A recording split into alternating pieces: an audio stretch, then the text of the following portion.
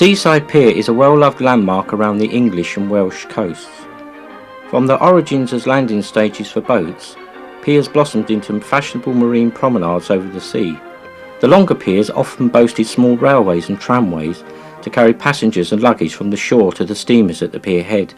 The early railways were usually hand-propelled, horse-drawn or sail-driven. Later, electric third rails, diesel locos, steam engines and battery cars were used. Other, principally non-pleasure piers, were linked to the main railway network and had fully fledged stations. Ryde Pier on the Isle of Wight acquired a horse tramway in 1864. The Isle of Wight Railway was extended to the pier head on a new pier built alongside the existing structure. Steam traction was briefly tried on the tramway before it was converted to electricity. In 1924, the Southern Railway acquired the pier. 3 years later, they introduced 2 new tramway cars powered by Bedford petrol engines. They were replaced by Parkin diesels in 1959. This is film of the tramway in the 1950s before it was closed in 1969.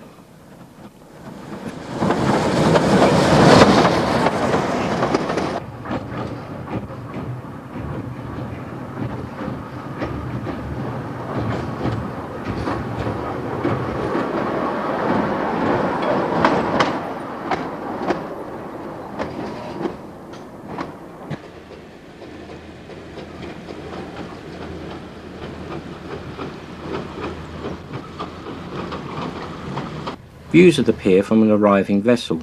Note the dome of the pier pavilion.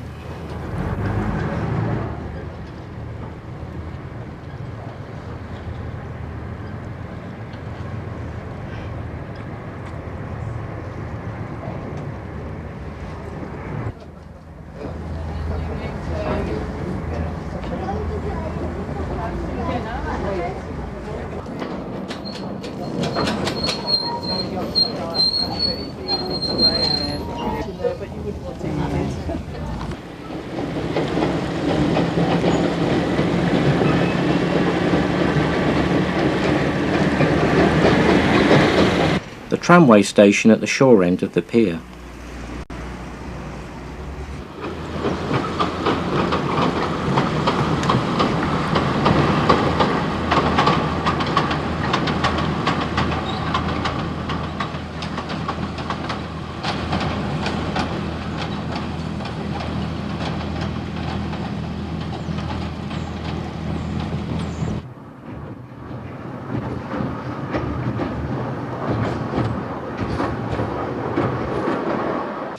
Southern Railway 02 locomotive number 20 Shankling heading for Ryde Esplanade.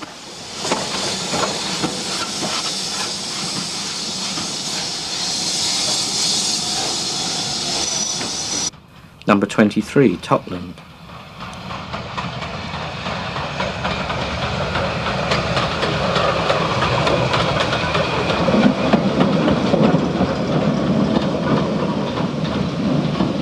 View of the pier pavilion, which was sadly demolished in 1971.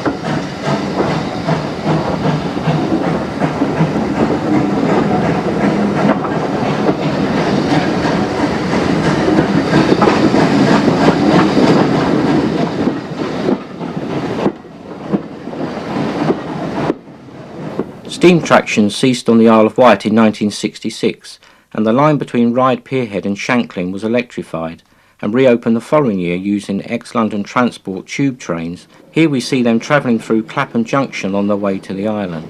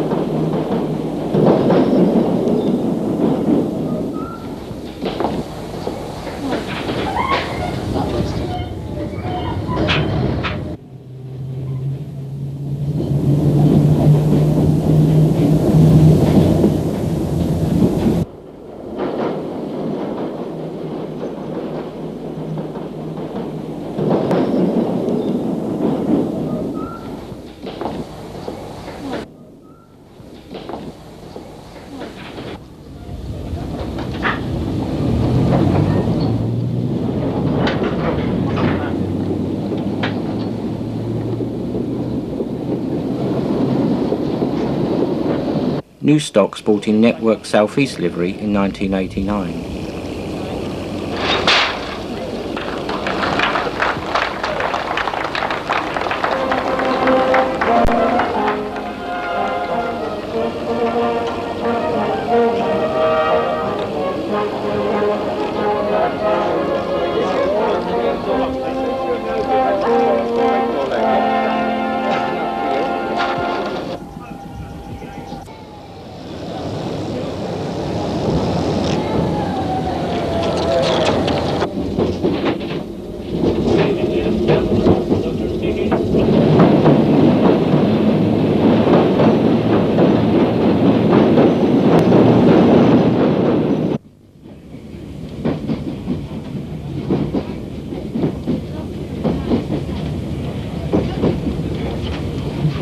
Footage of old and new stock together.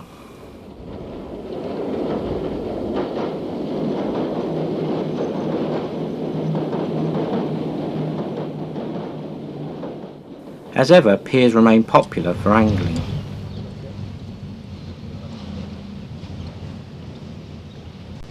A deserted pierhead station. With the paddle steamers long gone, a fast cat departs the pier for the mainland.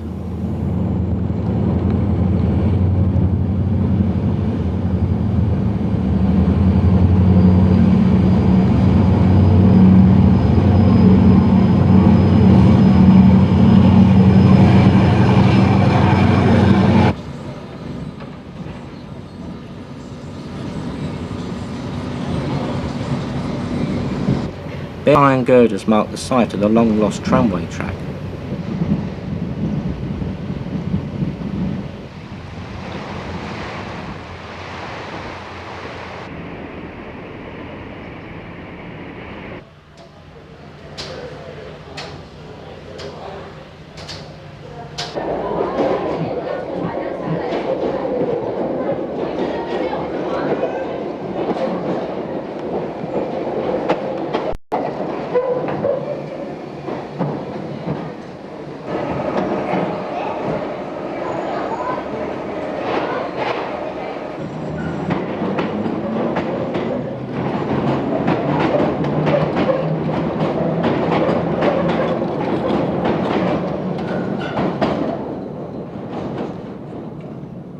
The elegant suspension pier at Sea View is seen in this rare footage from the 1930s.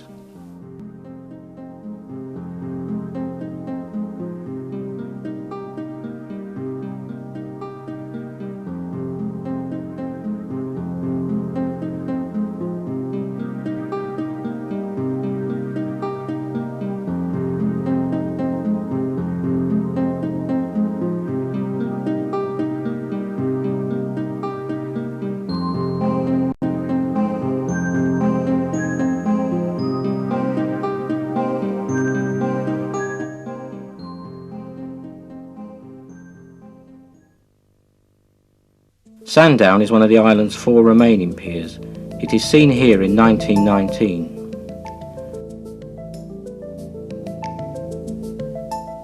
And in the 1950s with the addition of a pavilion at the shore end.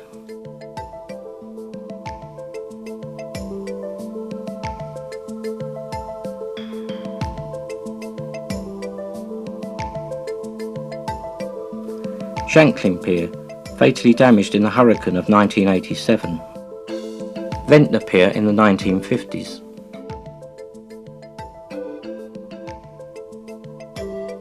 Tottenham Bay Pier with a special lighting display.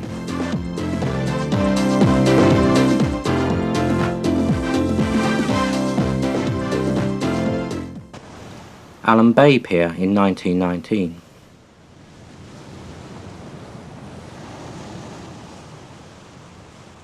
The Victoria Pier at Cowes in 1933. Across the Solent in Hampshire, the charming Pier Railway at Hythe still trundles along the pier to meet the Hythe Southampton ferry. The pier was opened in 1881 to a length of 2,100 feet, and luggage was conveyed along the pier in handcarts before a luggage tramway was built in 1909. In 1922, the luggage line was replaced by a 2-foot gauge railway using 3 electric brush locomotives with third rail connection. The carriages were provided by the Drury Car Company. This footage of the railway dates from 1929.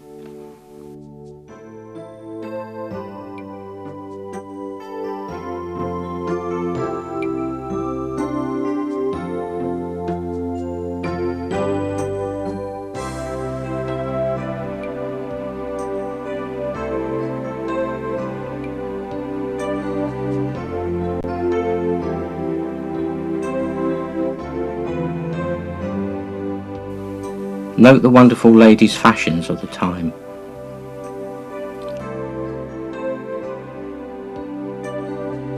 A look inside the electricity generating shed, which also supplied electricity to the town.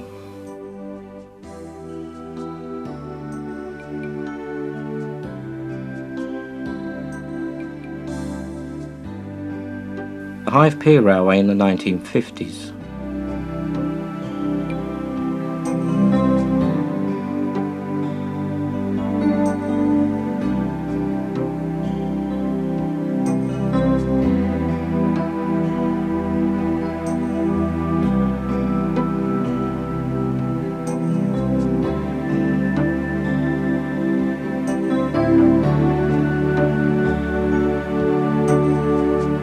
Pier was a popular vantage point for the ocean liners in Southampton water.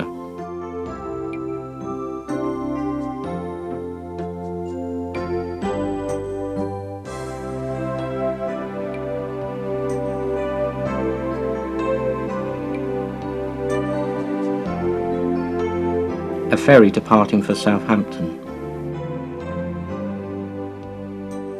Filmed in 2007, the ferry operation is now run by Wight horse ferries at half-hourly intervals between 7 AM and 7:30 PM, except on Sundays and bank holidays. The railway has little changed from the 1920s.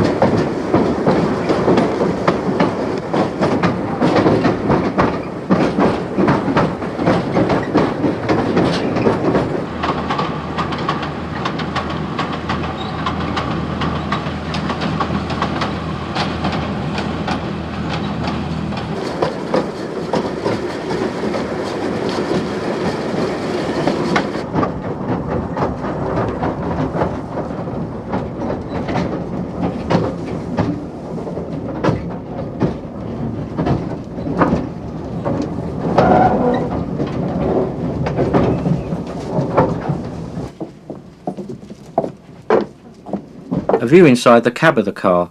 Note the driver has to sit on the motor.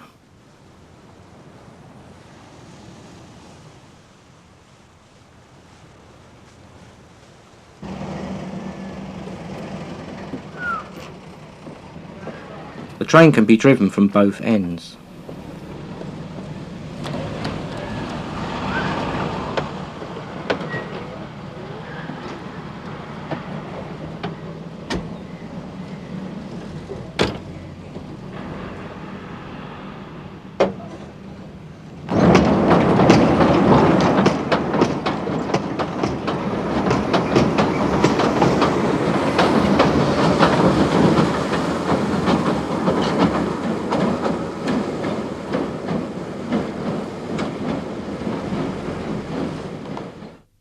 Southampton's Royal Pier was never a terminal for the Hythe service, but in 1871 a horse tramway was laid on the pier to connect with ferry services to France and the Channel Islands. This was converted to steam hauled traction in 1876. A branch of the London and South Western Railway Gosport line ran onto the end of Stokes Bay Pier, from where a ferry service operated to Ryde. The railway closed in 1915 and the pier was demolished in the 1950s. The entrance to Southsea South Parade Pier with a couple of Portsmouth trolleybuses. The pier in the 1930s with dancing advertised in the ballroom. The frontage of Southsea Clarence Pier in the 1930s, which was destroyed in World War II.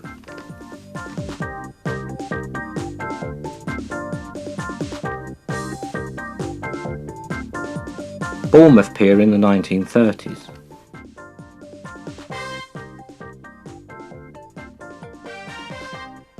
And its near neighbour at Boscombe. The open-air concert party stage on the beach, and one of Bournemouth's 3 cliff lifts.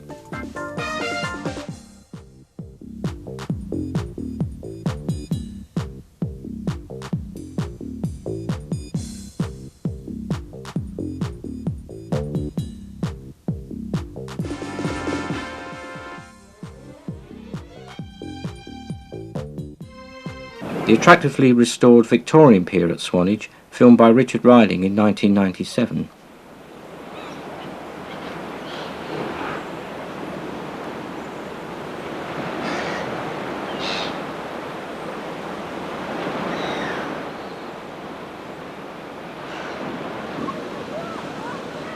Remains of the first Swanage Pier can still be seen, which had a goods tramway.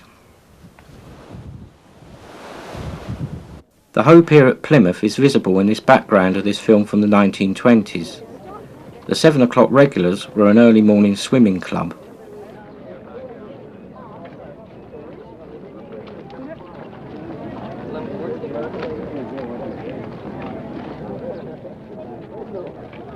Footage of Plymouth Pier from the 1930s. The pier was badly damaged during World War II and was demolished in 1953.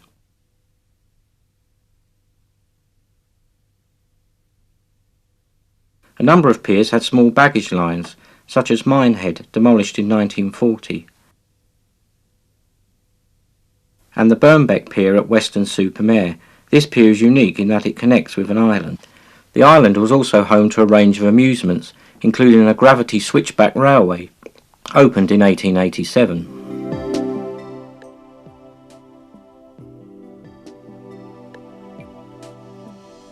Passengers arriving from a steamer.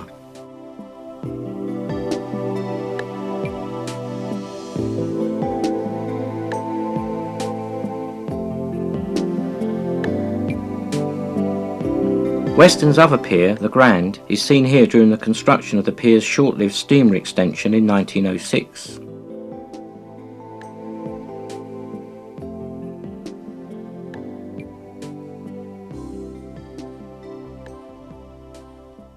A performance of Herr Julian Kant's band in 1906. The Grand appeared in the 1960s.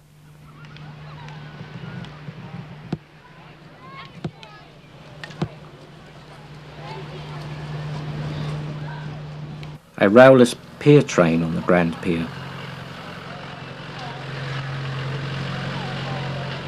Nearby Clevedon is a superbly elegant structure that utilises old railway track in its supports.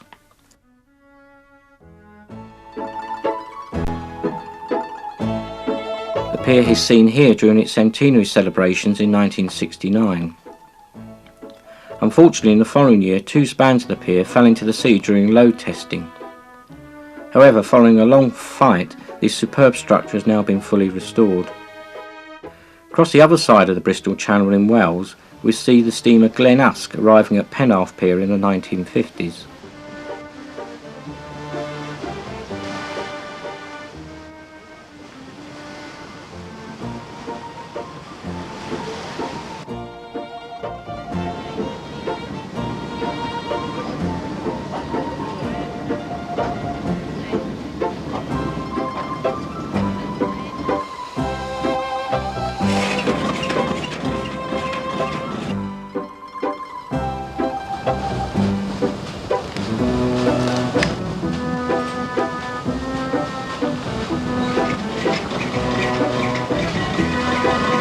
The Art Deco pavilion dates from 1929.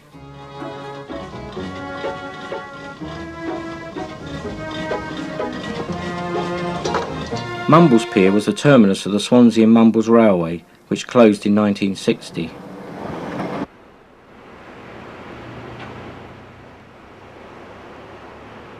Pier on a rainy day long after the railway had closed.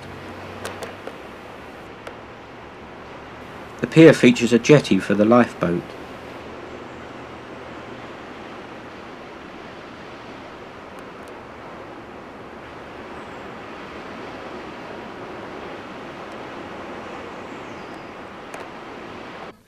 Moving to North Wales, Llandudno Pier is seen in 1934. The arrival of a steamer.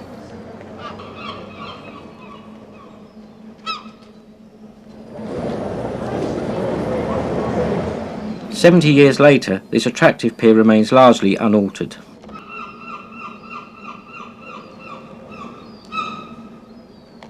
Real Pier in 1920 on Lifeboat Day, just before the majority of the pier was demolished.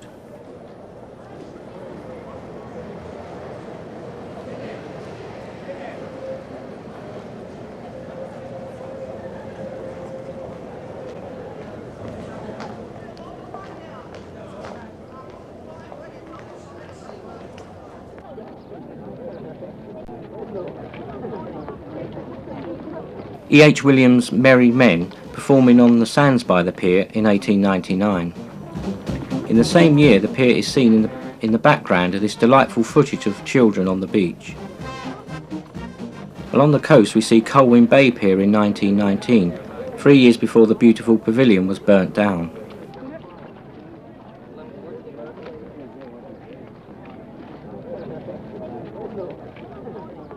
Sadly, in 1933, Colwyn Bay's second pavilion was also destroyed by fire.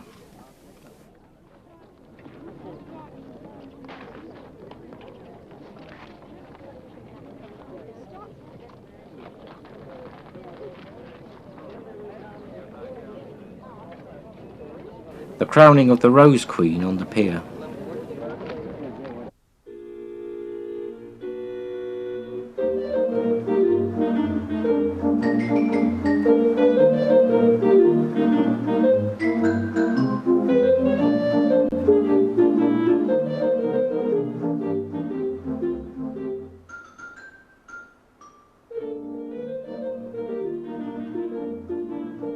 Rare scenes of Roast Pier in the 1930s.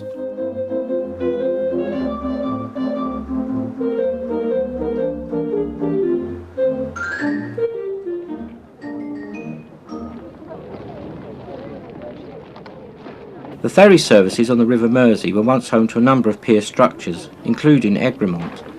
Crowds are seen arriving on the pier from one of the Mersey ferries in 1901.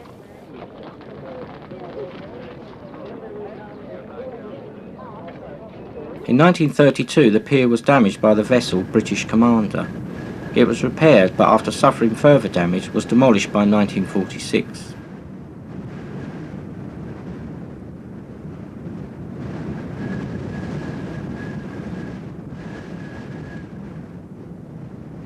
This is Rock Ferry Pier in the 1930s. The ferry service ceased in 1939.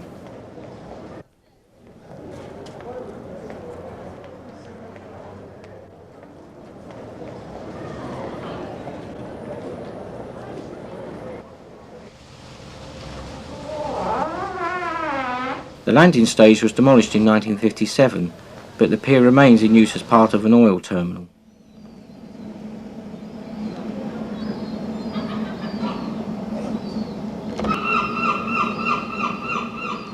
New Brighton was the seaside resort for the Wirral and once boasted a tower 100 feet taller than Blackpool's. Opened in 1898 and designed by Maxwell and Tuke, the tower was 621 feet high and boasted a large base building which housed a large ballroom, theatre and other attractions. There are also extensive grounds with amusements and sports facilities.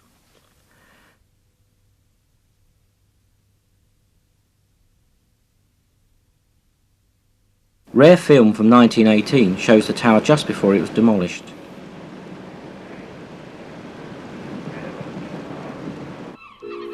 The amusements in the tower grounds, including the miniature railway and the base building with its ballroom, continued to give pleasure for many years.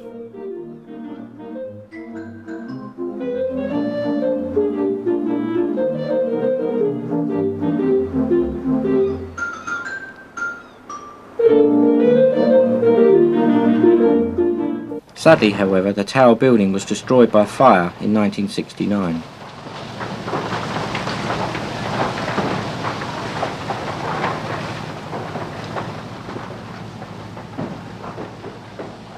In addition to its Mersey ferry pier, New Brighton also had a promenade pier. The pier is seen here in footage from the 1950s.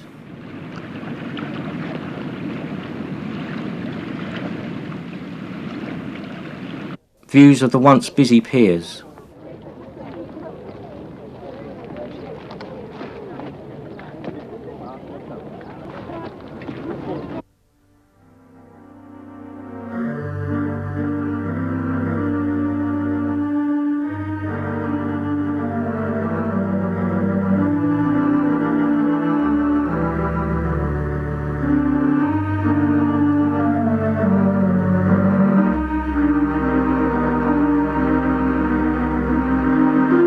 The ferry service ceased in 1971 and the landing pier was demolished 3 years later. Sadly, the promenade pier followed suit in 1978. The site of New Brighton Pier today.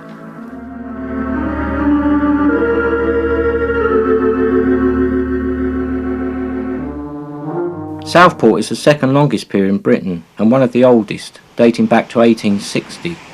It has been extensively refurbished and boasts a modern pier tramway. In 1863, a line of track was laid along the centre of the pier to convey luggage. This was upgraded in 1865 to a 3-foot 6-inch gauge tramway, conveying people as well as luggage and goods. This 1919 film shows the pier pavilion, built in 1902. We see the diver entertaining crowds at the end of the pier.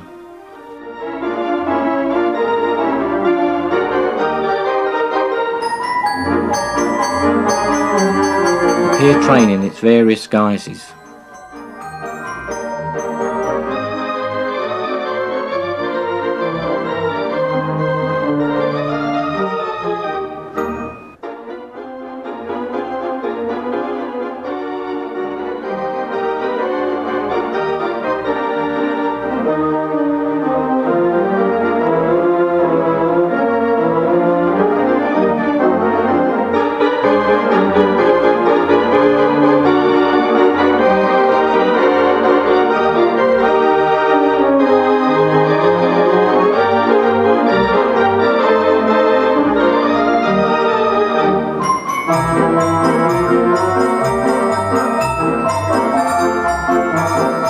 In 1954, the diesel-powered Silver Bell 8-car train was introduced.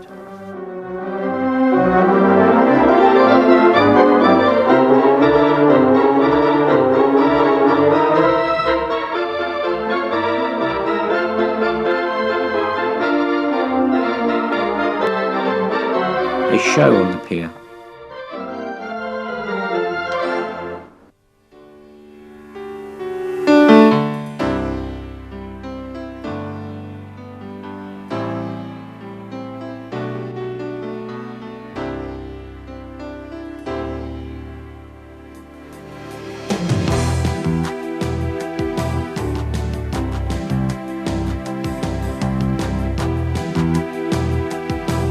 The section of the pier over the marine lake, only the very end of the pier now reaches the sea.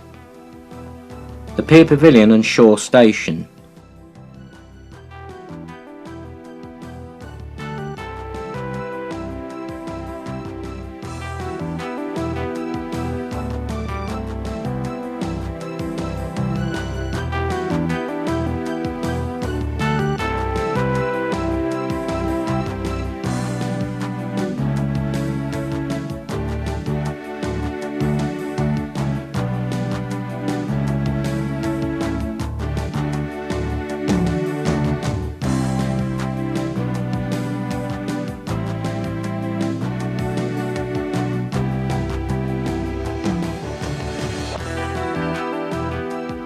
final version of the Pier Railway, filmed in 1985.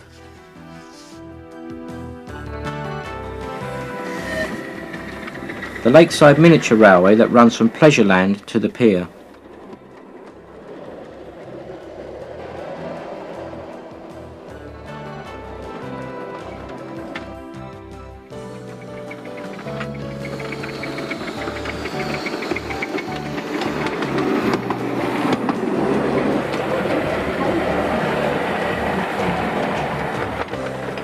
However, by the 1990s, the future of Southport Pier was in doubt and the railway had stopped running. Fortunately, National Lottery funding helped ensure the pier was restored. The funland at the entrance to the pier.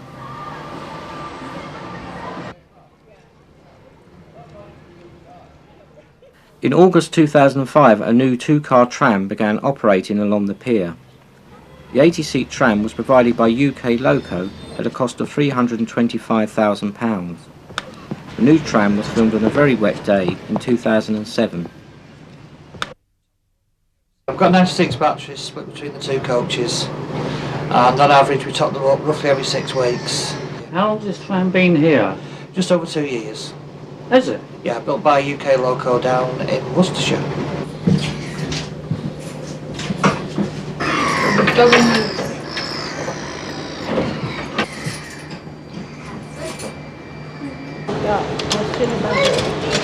That's it.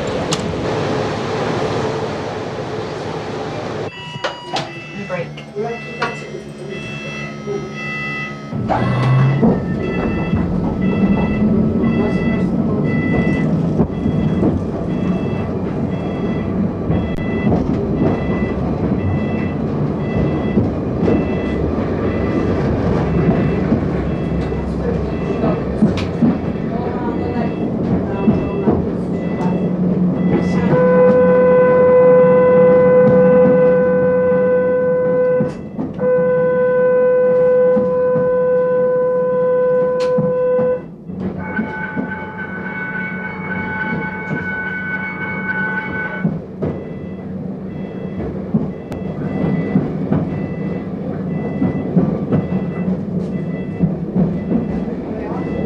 View of the reclaimed land over which much of the pier runs. How long have you been doing this? Personally, a year next week. What did you do before that? I was working in the cafe at the end. I got my job from there. You have to be trained. Take up centre where to train. Yeah. The muddy flats of the Ribble estuary.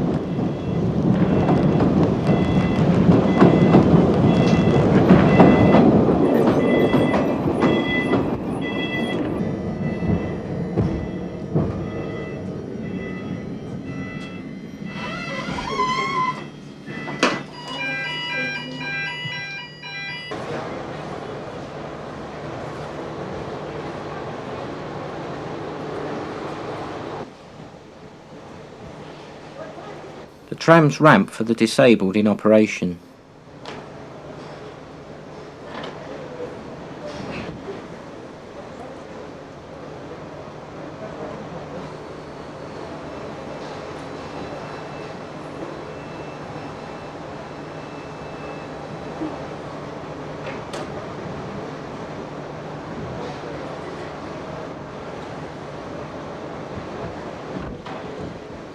On the left can be seen the pier's new pierhead pavilion. The tram heads back to the shore.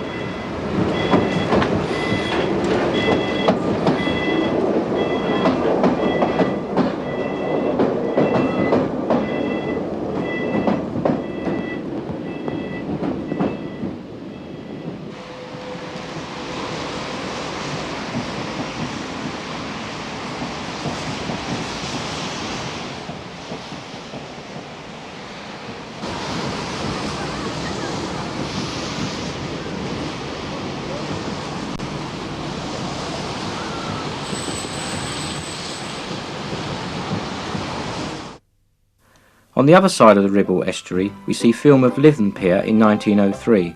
The pier was damaged by barges that year and was eventually demolished in 1960.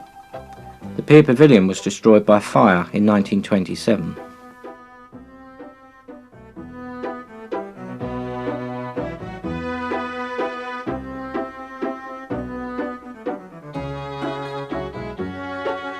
From the tram, we briefly glimpsed the entrance building to St Anne's Pier.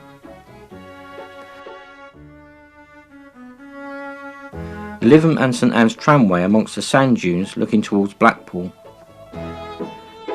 Blackpool is renowned for having 3 piers.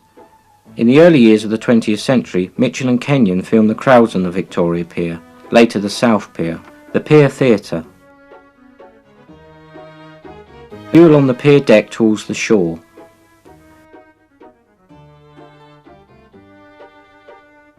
A Germanic band performing on the pier.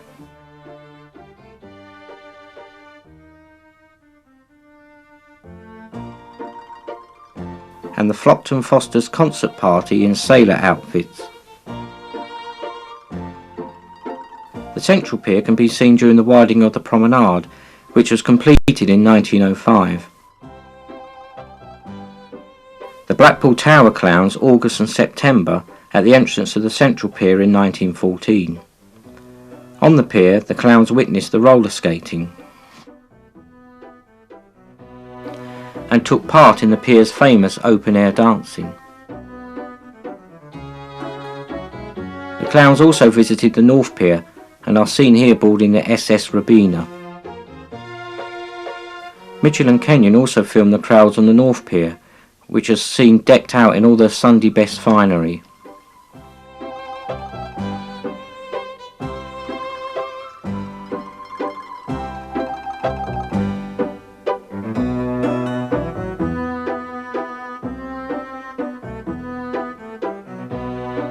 Panning away from the North Pier, we see the Clifton Hotel, the Dome of the Winter Gardens, the Big Wheel demolished in 1928, and the Palace demolished in 1962, before we stop at the Tower.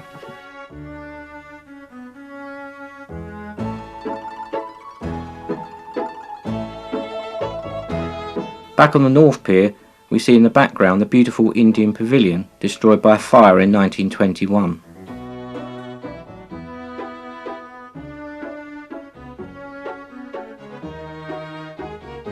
Crowds boarding the steamer Greyhound from the North Pier jetty. The Greyhound departing.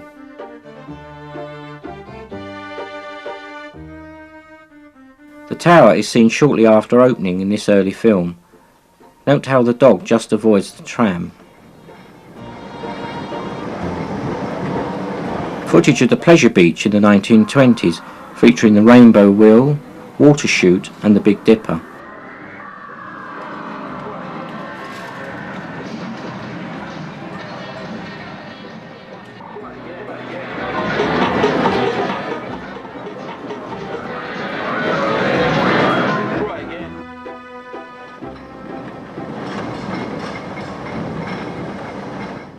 A big wheel was added to the Central Pier in 1990.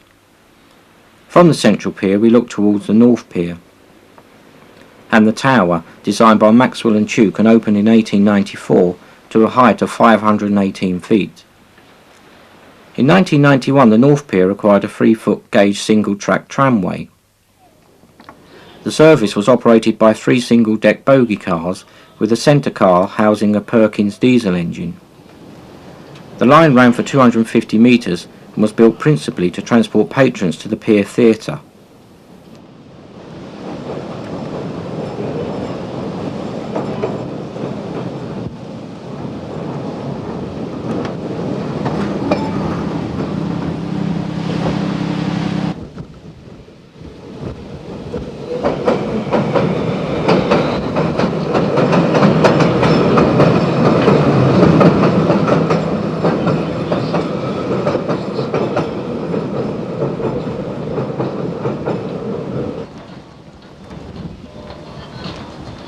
Is this a petrol or diesel engine? It's a diesel engine, yes. It's a Perkin engine. Or is it the backside? Yeah. The engine is in the centre. Right. And And what about the season? How long does the season run for? season lasts 22 weeks. 2 weeks? 22 weeks. 22 weeks, right. I haven't managed to master it yet. And believe it or not, I used to be a photographer.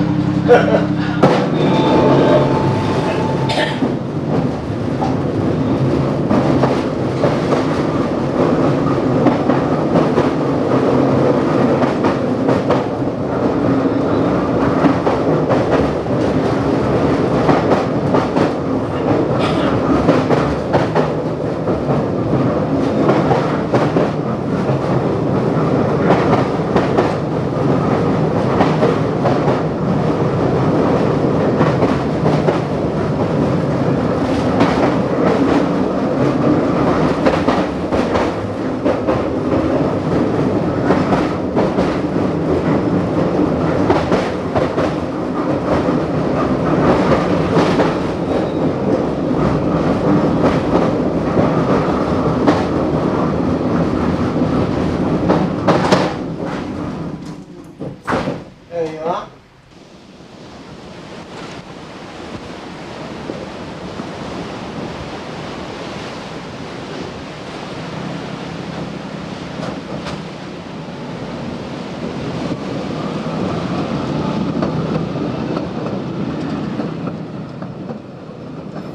The tramway had ceased operation by 2004. Morecambe West End Pier in 1903. Crowds outside the West End Pier.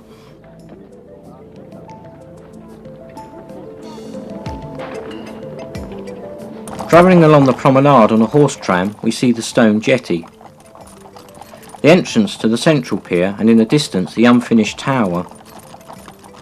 The tower was eventually completed in 1909, but was demolished during World War I.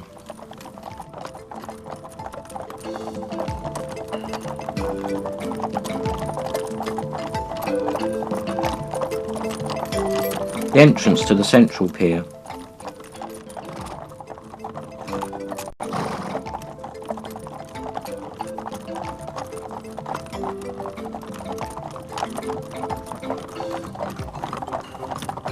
The crowds and beach stall sellers by the stone jetty, and a colourful character is appearing to sell furs.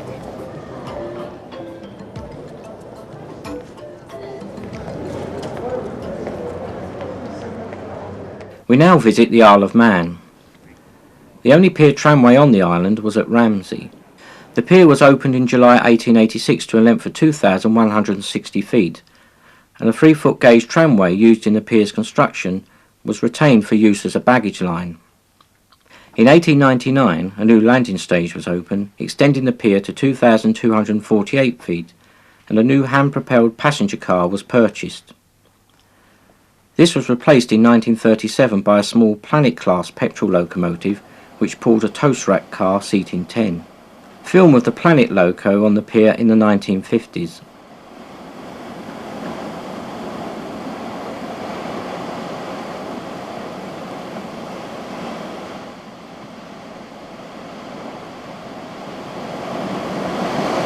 However, the unsafe condition of the berthing head led to the cessation of steamer services in 1970, and the unsafe nature of the pier itself led to the closure of the tramway in September 1981. The pier still survives, its future undecided. On the Yorkshire coast we see the sea car on the beach at Redcar, and the pier during the 1930s.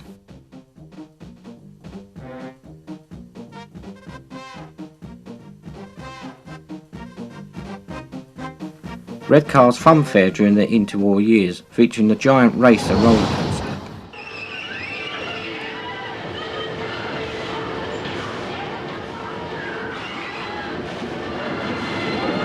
Biltburn is the only surviving pier on the northeast coast, and is reached from the town by a delightful water-balanced cliff lift.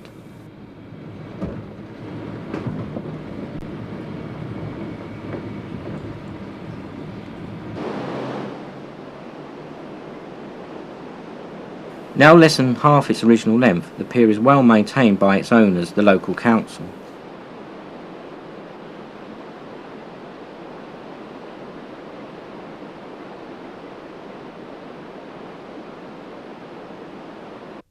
Before the opening of the Humber Bridge in 1981, a ferry service ran from Hull Corporation Pier to a lengthy pier at New Holland, where trains ran along the pier to connect with the ferries.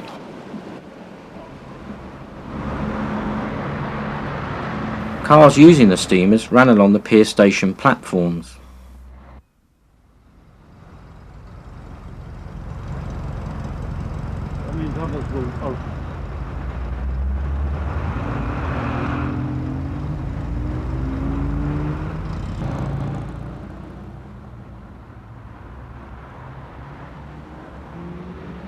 A long-distance shot of Cleethorpes Pier with its original length of 1,200 feet.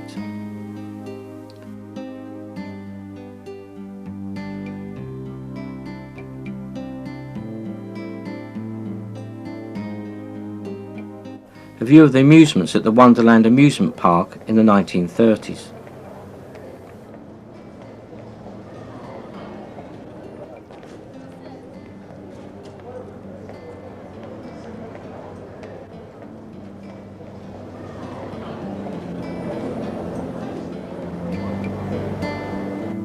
The pier filmed during 1936 during Cleethorpes Charter Day. The section of pier beyond the pavilion was lost after World War II. Skegness Pier with its original Gothic-styled entrance. The Pier Theatre.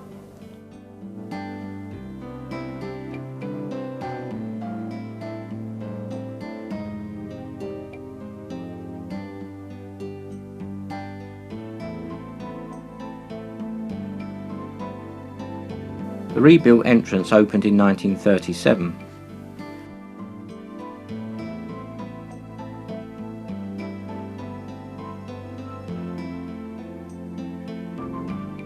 The pier in the 1960s with the Jan Ramsden Trio entertaining the crowd.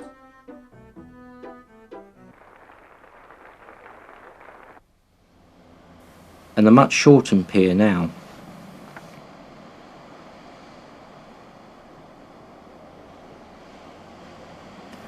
Southampton Pier in Norfolk had a miniature railway during the 1950s which used a Bassett Loke steam engine.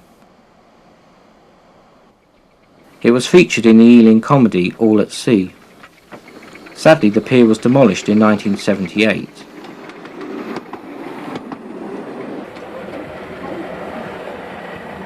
Cromer Pier during the 1930s.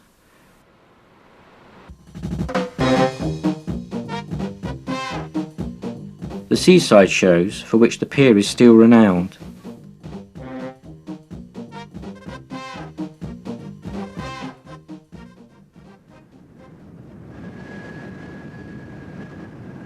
In 1993 the pier was badly damaged by a barge during a storm.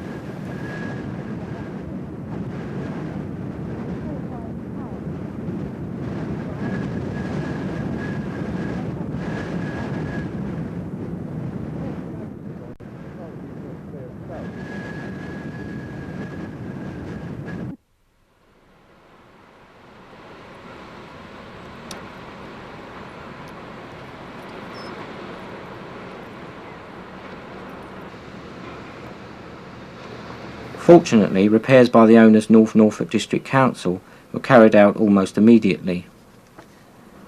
The pier in 1997 when the lifeboat station was being renewed. Lowestoft Claremont Pier in 1938.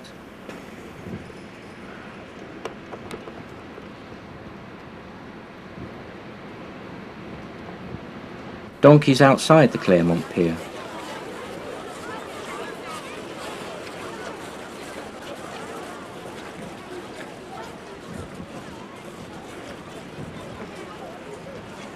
The South Pier at Lowestoft in 1938, featuring the various entertainments on the pier.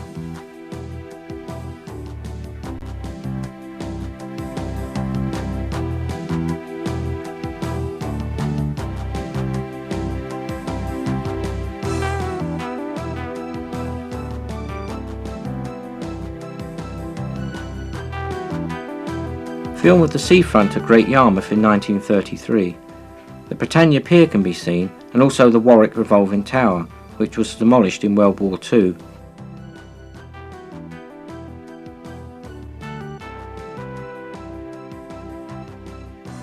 the Wellington Pier and its winter garden in 1933. The top of the Warwick Tower gave a fantastic view of the seafront, including the Britannia Pier. A paddle steamer arrives at Southwold Pier in the 1930s. A religious service on the beach at Southwold with a pier scene in the background.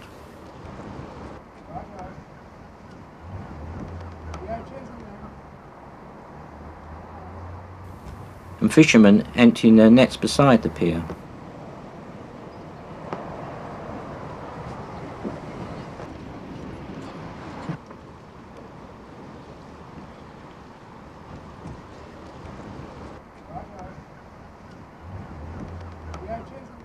Felixstowe Pier was opened in 1905 by the Coast Development Company, who operated the famous Bell steamers along the east coast. Extending to a length of nearly half a mile, an electric railway of 3-foot 6-inch gauge was provided on the north side of the pier, which used open-sided toast-rack vehicles. And at the war's end, 2/3 of the structure was demolished, negating the need for the restoration of the railway. Nearby Walton-on-the-Naze also boasted a pier railway. Originally opened in 1869, the pier was extended to 2,160 feet in 1898 to gain access to the East Coast steamer trade, and a 3-foot 6-inch gauge electric tramway was provided. In 1935 the track was dismantled upon the introduction of a battery car. However, during World War II the battery car was destroyed by fire and was replaced by a Ford diesel loco known as Dreadnought, which pulled 3 toast-rack carriages, each seating 18. The line is seen here in the late 1950s and ran until 1978.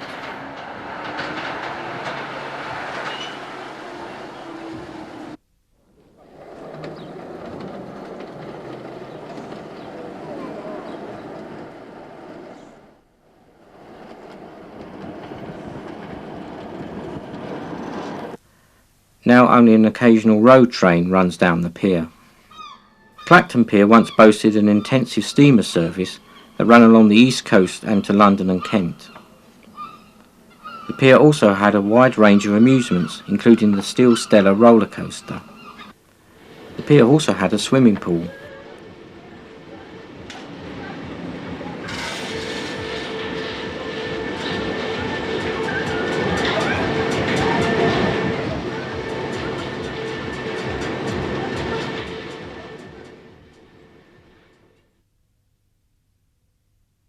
Herne Bay Pier in Kent was variously the third and second longest in the country and boasted a pier railway.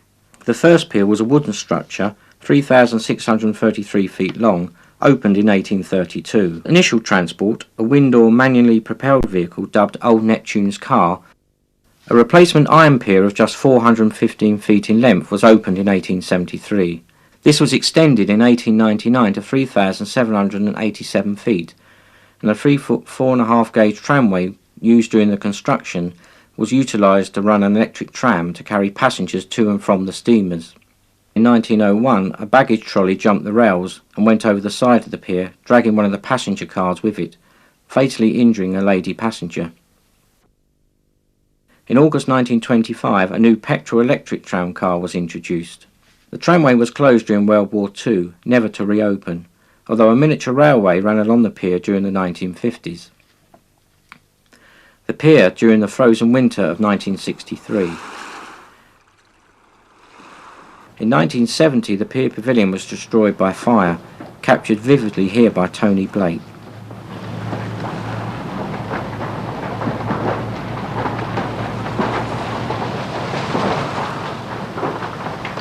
In 1978 the long pier neck was wrecked in a storm.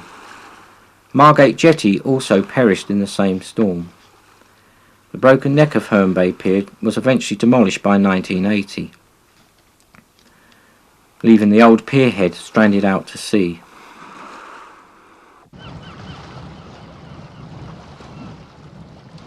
The Pier Sports Centre built on the site of the pier pavilion. Many locals hope that one day the stub of the pier may be rebuilt out to the pier head.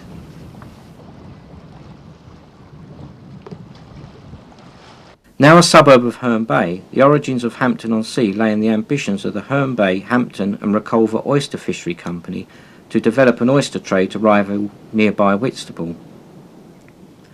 This is the remains of the pier that was opened in 1866 as part of the development. However, the company crashed in the 1870s and the outer section of the pier became derelict and was demolished. The River Medway also had 2 railway steamer piers, now lost. At Port Victoria, a wooden pier was opened by the South Eastern Railway in 1882 as the terminus of its branch from Hoo Junction. A ferry service ran from the pier to Sheerness.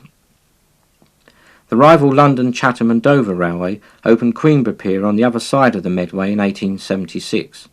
Ferry services from both Port Victoria and Queenborough ended in World War I. Nearby Sheerness Pier had a baggage line with a passing loop. Margate's Iron Jetty had a baggage line that ran along the centre of the pier, but it was rarely used.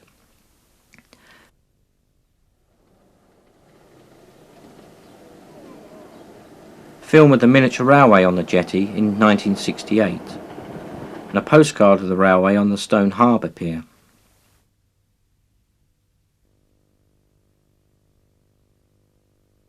For 3 years, from 1888 to 1891, the Promenade Pier at Ramsgate had a switchback railway that ran along the length of the pier. A brief snippet of the Victoria Pier at Folkestone, demolished in 1954. The pier is originally built in 1888. Also, the original single-track Lees lift can be seen.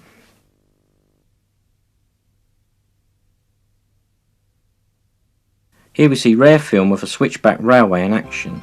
This was situated on the beach at Folkestone by the Victoria Pier and was filmed in 1904.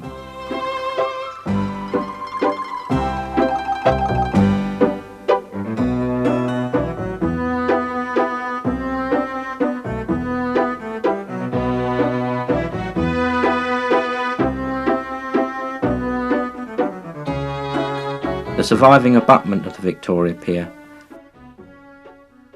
and a small fragment of surviving iron support.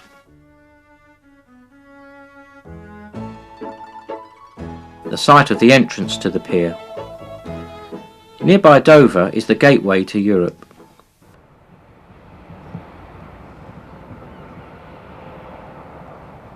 The Prince of Wales Pier, with its distinctive entrance clock tower, is used as a cruise ship terminal.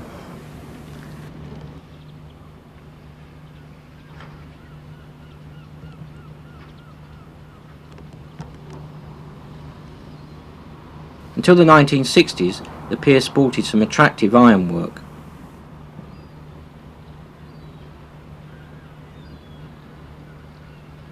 Film of the goods railway that formerly ran along the seafront at Dover.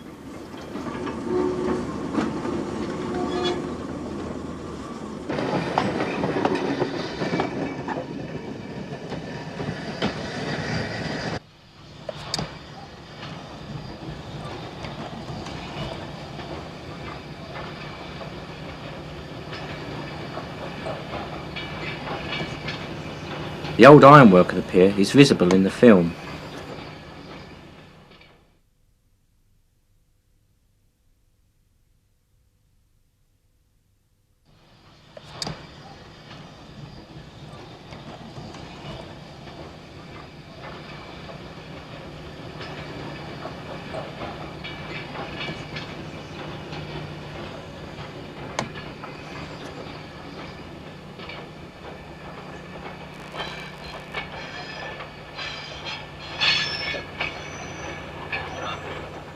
The pier bus running along the pier.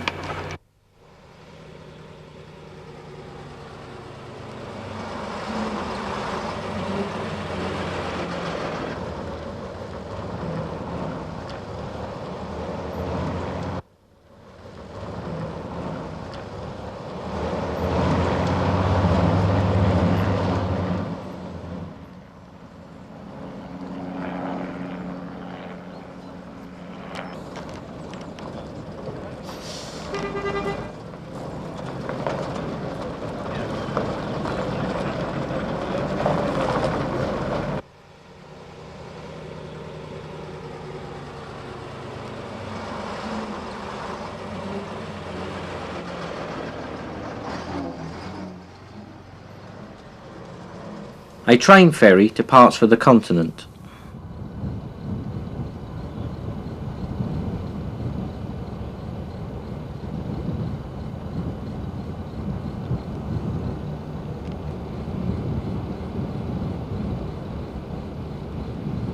Till around 1900, Deal Pier had a baggage line. Rare film of the entrance to the old iron pier at Deal in the 1930s.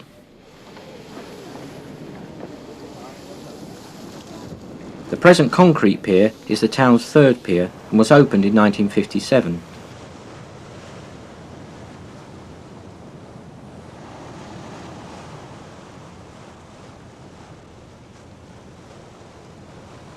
Deal Pier has always been a very popular angling venue.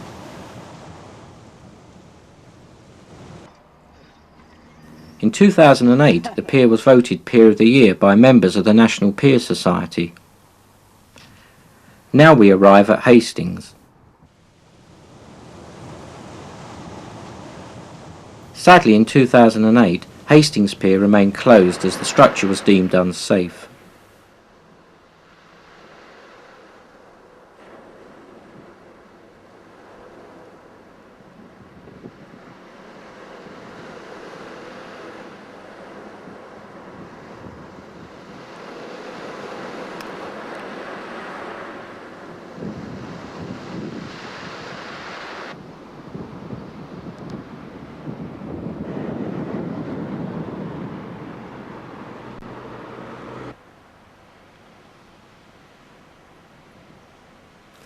The miniature railway, however, continues to run alongside the beach in the old town.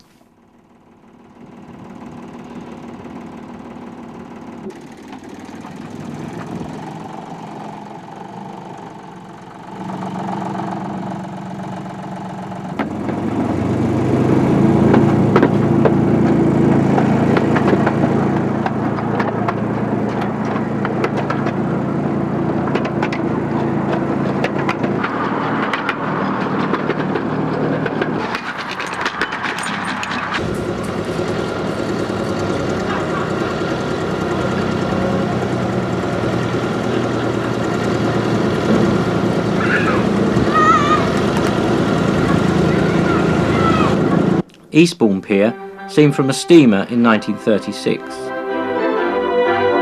The steamer Brighton Belle arrives at the pier.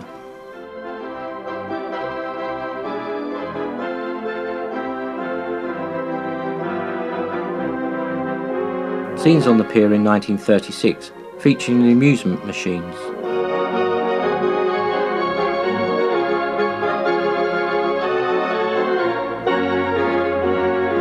Film of Eastbourne Pier in 2008.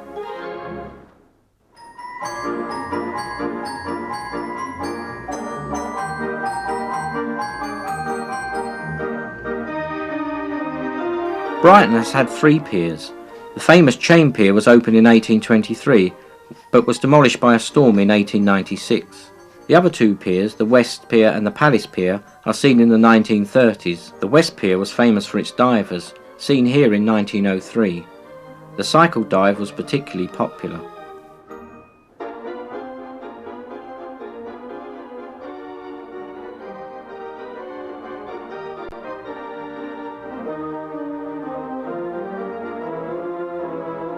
Strollers on the West Pier in 1897.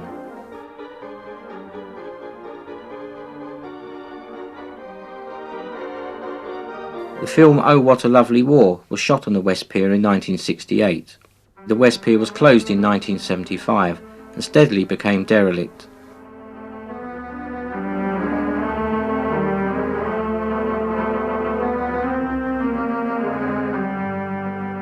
In December 2002, a section of the pier fell into the sea, and in the following year the pier suffered 2 fires.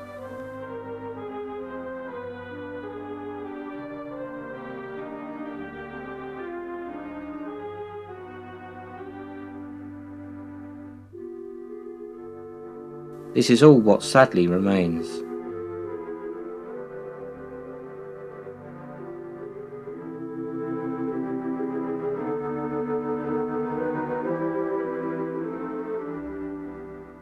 The town's Palace Pier continues to flourish. as it has since it was fully opened in 1901. All the fun of the seaside during the 1920s.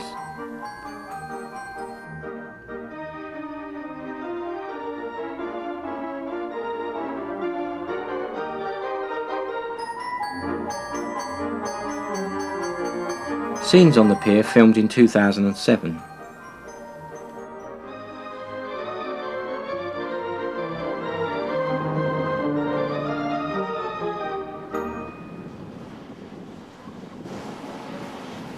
Inside the former winter garden, now used as an amusement arcade.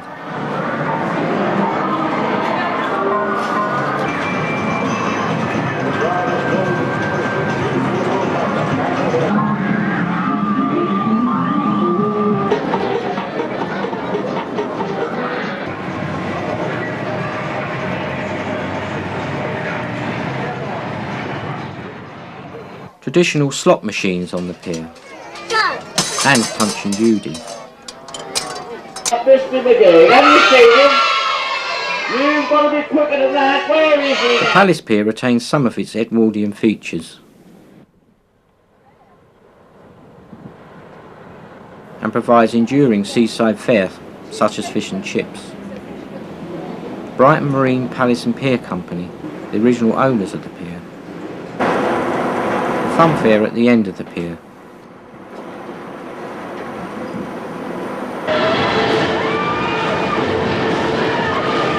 In 2003, the pier suffered a small fire in the funfair section.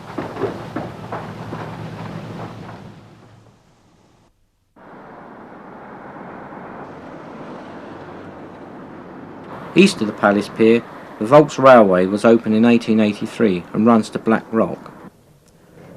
Trains leaving and departing the Aquarium station in the 1950s.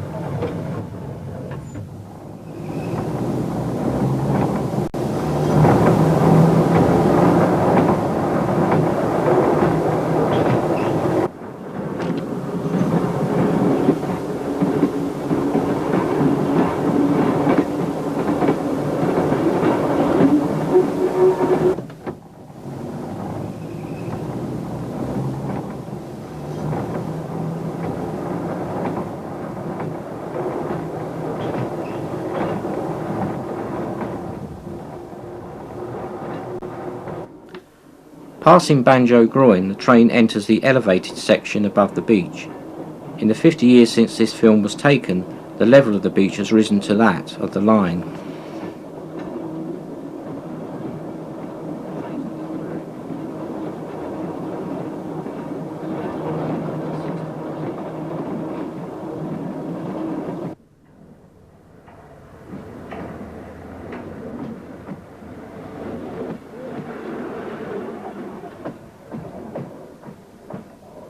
From 1896 to 1901, an extension of the Volks Railway ran through the sea to Rottingdean.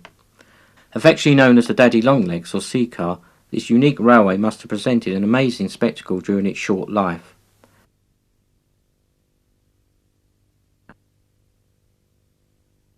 We arrive at Bognor Regis. The original pier entrance is featured in this film, shot in 1907. Which also showed the resort's bathing machines and the pier from the sea.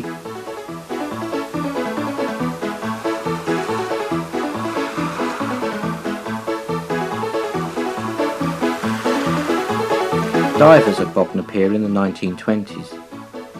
During the 1950s, a miniature railway ran along the pier. We conclude with the longest and most famous pleasure pier in the world at Southend-on-Sea, which is 1 1/3 miles in length. The first pier, built of wood, was opened in June 1830. A railway was provided, initially hand-hauled or sail-driven, before horses were introduced in 1873. The opening of the new iron pier in 1890 saw the provision of a 3-foot 6-inch gauge electric railway with toast-rack cars.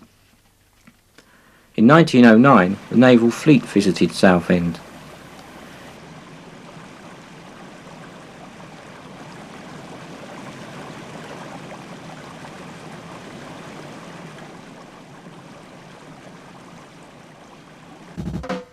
Scenes of the pier railway toast rack trains during the 1920s and 1930s.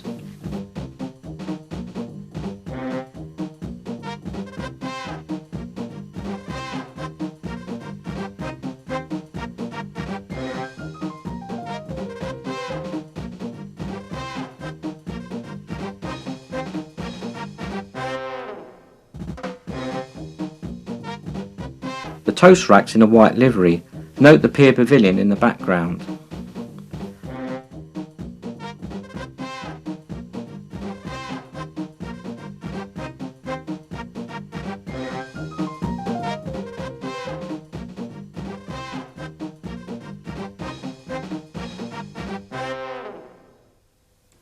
In 1949, the toast racks were replaced by new enclosed trains manufactured by AC Cars at a cost of £99,100.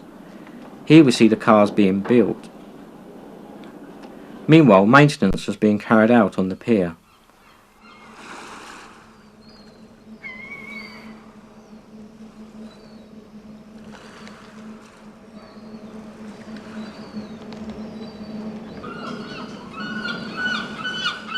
And preparations for the new trains. The new trains being transported to the pier.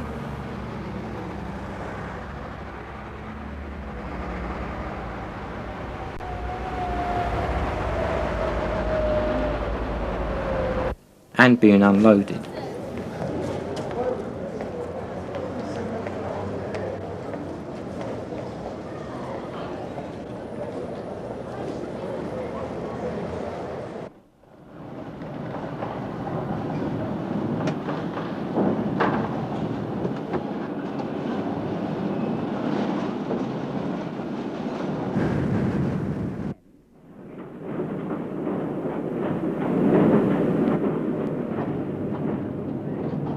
The old toast racks being removed.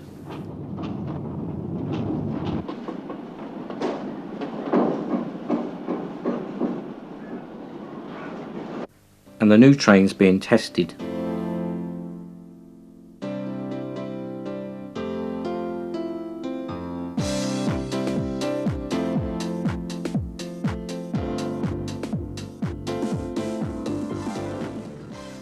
During the official unveiling of the new trains, the mayor went out to the end of the pier on a toast rack and travelled back on one of the new trains.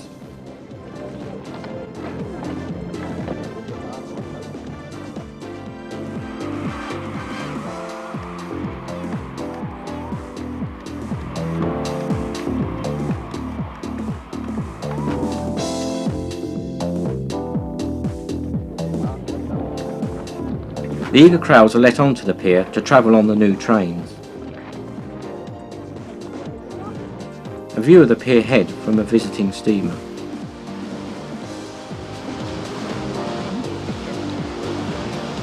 The arrival of the steamer Console.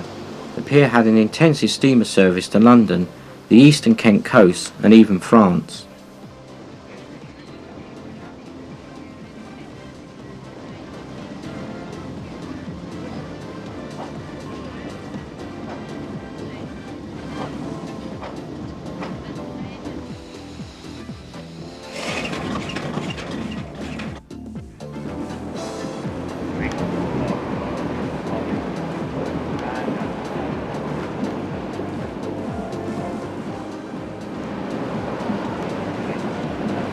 A crowded pierhead sun deck in the 1950s.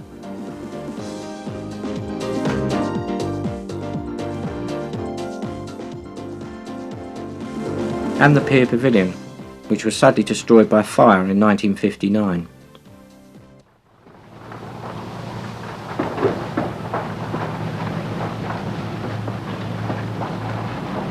Footage of the pier trains in the 1960s.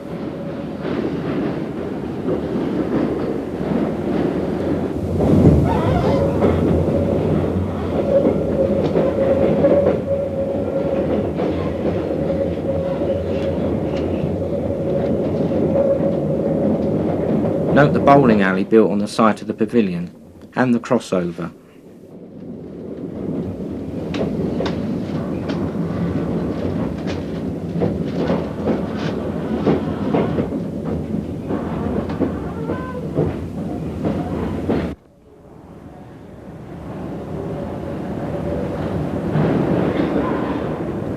Two sets of trains at the pierhead station.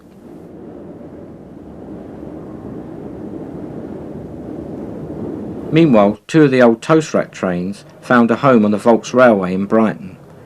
They are seen at the eastern terminus at Black Rock.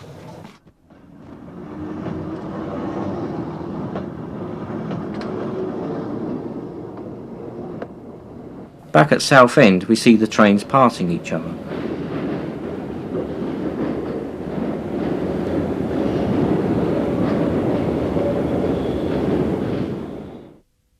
Sadly, in July 1976 the pierhead was devastated by a fire.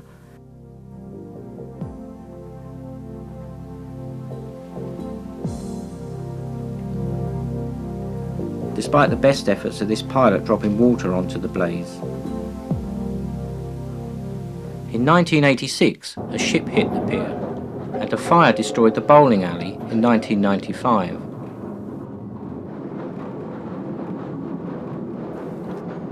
Later, the railway was declared unsafe and closed. 2 of the cars were rescued for the Pier Museum, but others were not so lucky.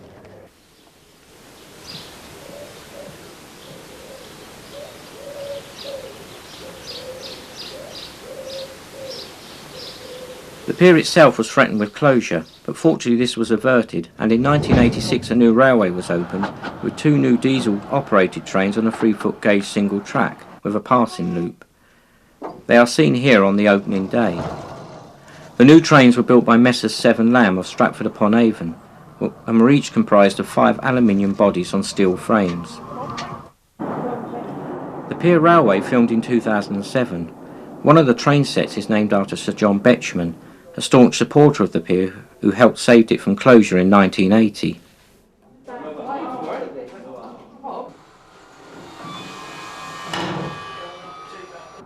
A train leaving the Shore End station, passing the other car set, which is named Sir William Haygate.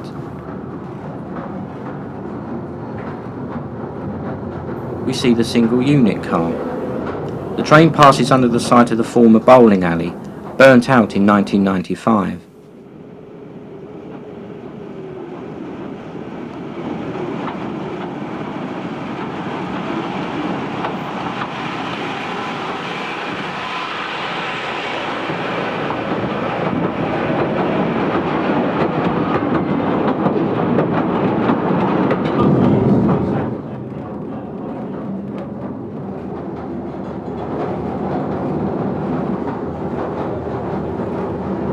The passing loop.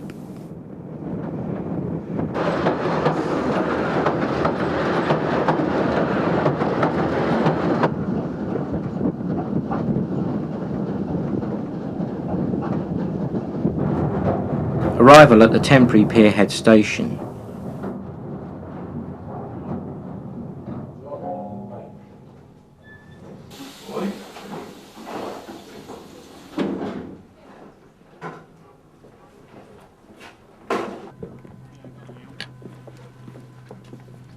The site of the pierhead station destroyed by fire in 2005.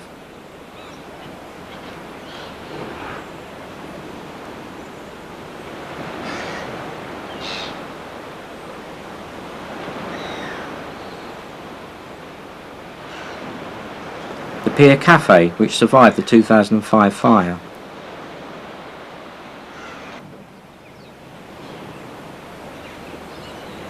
The open deck of the pierhead, looking towards the lifeboat station, is where the short-lived pierhead pavilion stood.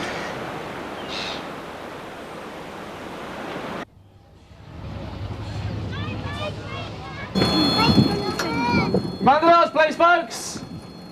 The driver waits for his passengers to board. Go to the camera. And then departs.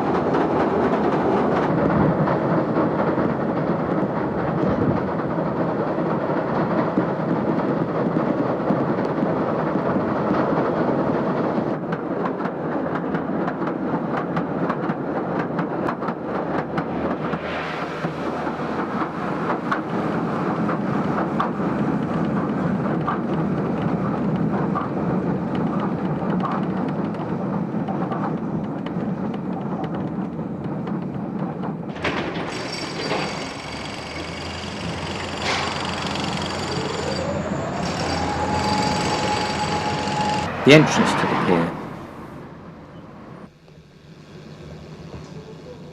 The single unit car at the shore station.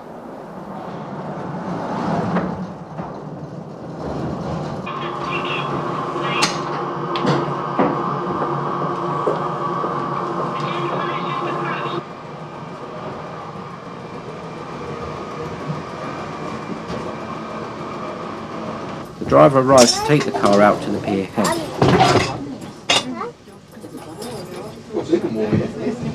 North Station, tram 1 heading south. Thank you very much. Rebuild one day.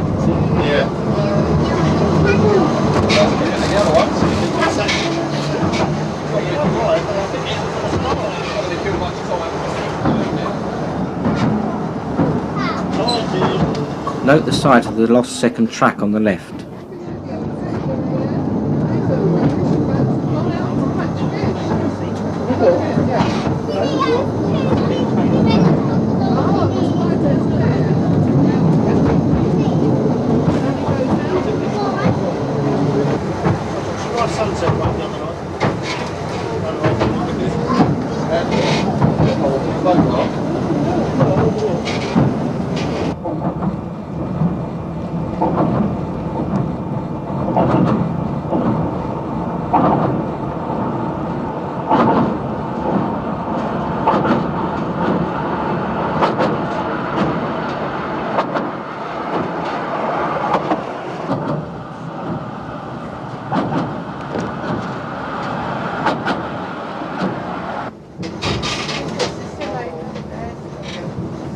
The driver uses the control lever to bring the car to a halt at the pierhead station. Yeah, we're getting on. How long is it before you go back? This one goes back in 5 minutes. We had a chat with the driver. We run them in the normal running. We use it in the winter when we've not got many passengers about. Saves putting the train in. It increases the life of the trains. Is this electric power, battery powered? This one is. This is battery yeah. powered. We charge it up when it goes flat. And we So charge every it night or something? Pardon? Every night? With the night time, I suppose it lasts for about 3 days.